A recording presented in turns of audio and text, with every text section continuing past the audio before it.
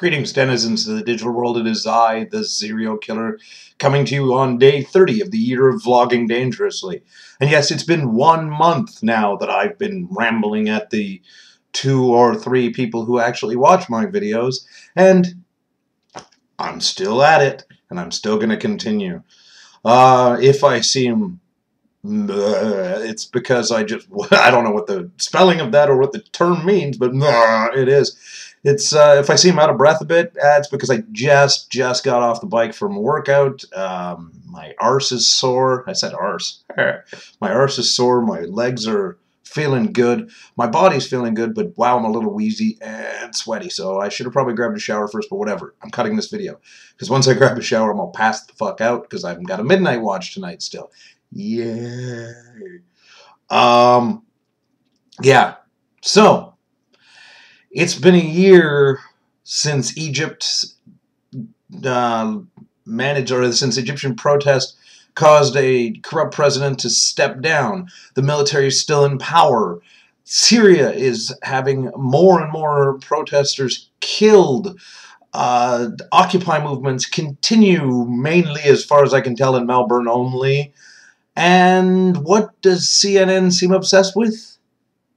A colony on the moon and the Super Bowl. You gotta love the superficiality of 24-hour news. It's just one of those things that, you know, there's maybe 10 stories in the world that are worth major attention. There's a lot going on in this world that we will never know, and if we try and know everything, we're going to drive ourselves insane.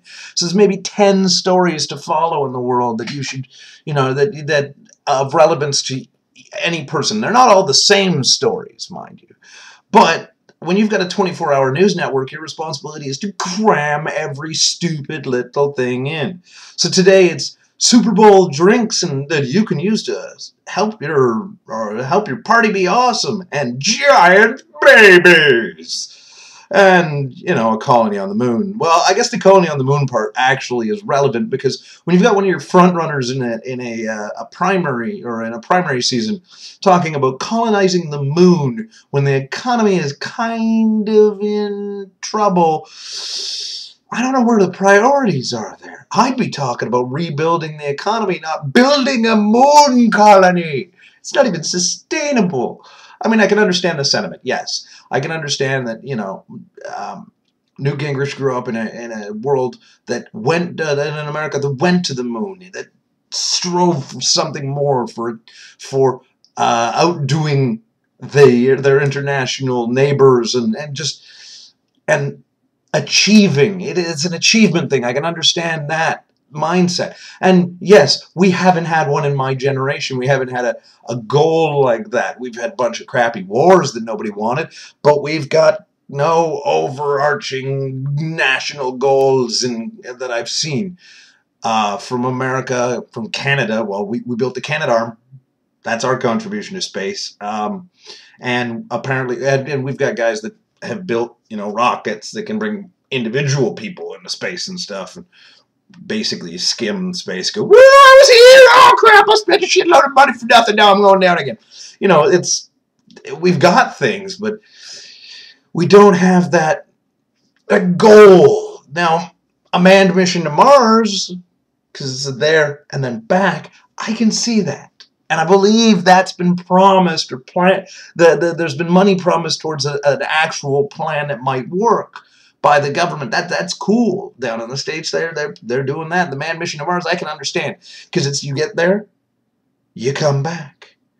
It's just a 7 or 8 month journey, and yeah, it's a challenge, but it's attainable, I believe, under, you know, we get the technology to do it, or we can attain it. A sustainable colony on the moon, though? I mean, how are we going to build it? Who the fuck's going to live on the moon? I know plenty of people who say, oh, I'd love to live in space. Hell, I'd love to live in space. I say, but would I do it? Holy crap, no.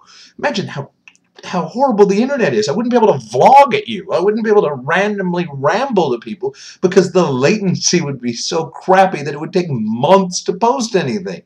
And I wouldn't be able to, like, while away all this time on YouTube. Plus, you know, My muscles would atrophy and I'd get all fucking worse shape than I am now. You know, my fat and blubber everywhere, and it'd be unsightly. And you know, there's no gravity on the moon. How the hell? Who's gonna live in 0G? You can't just conjure gravity out of thin air. There's all the theories and the sci-fi and stuff, but gravity just doesn't come from nowhere. And there's very little on the moon. It's not 0G, obviously, but there's very little on the moon. You're gonna have to live a whole other lifestyle. They're gonna have to invent all these new things. And yes, if industry jumps on board, that's going to be crazy good for jobs and manufacturing and stuff. Oh wait, no, because it'll be small scale. They're not going to send 100,000 people to the moon. You're not going to need 100,000 of things. If anything, it'll be two guys that are going to go up there and they're going to go stir crazy, and they're going to discover the aliens were there all along or something, you know, at least in their own heads. And the last message we're going to get is, oh God, Bob's an alien, and then blood will be everywhere when they go back to find him.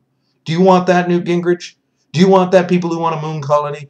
I don't want that. I want technology to advance to the point where we can actually sustain life for an extended amount of time, or hell, get to the moon faster just in case something goes wrong.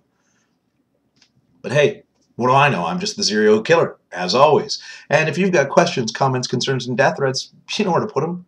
Comment section down below.